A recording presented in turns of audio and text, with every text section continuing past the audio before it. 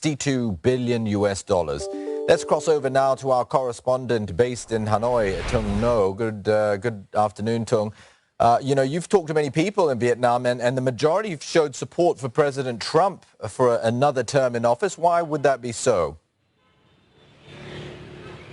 The main reason is Mr. Trump's anti-China policies. In Vietnam, there's many people I talk to believe that under Mr. Trump have substantive actions to counter China. And many believe that Vietnam has been a victim of China's coercion and increasingly aggressive actions in the South China Sea, where Vietnam has been locked in a long-running territorial dispute. And in that disputed water, in recent years, China built artificial islands, fortified islands with radar system, airships and fighter jets hangars.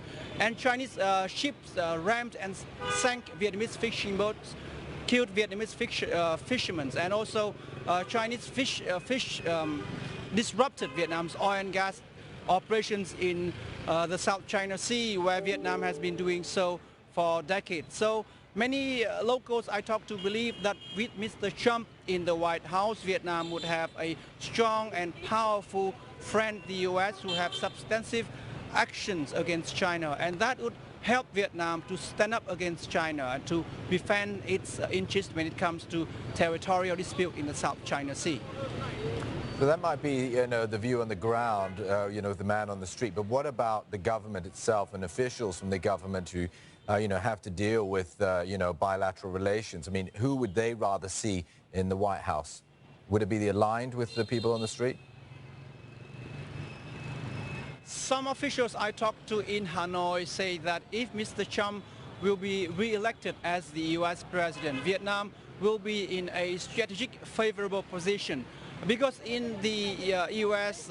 Free and Indo-Pacific strategy, Vietnam has emerged as a key strategic partner in the region in the U.S. efforts to counter China. It's in Vietnam back in 2017 that Mr. Trump announced his free and open Indo-Pacific strategy. And during his terms in office, he visited Vietnam twice, and Vietnam was picked as the host country for the second Kim Trump summit.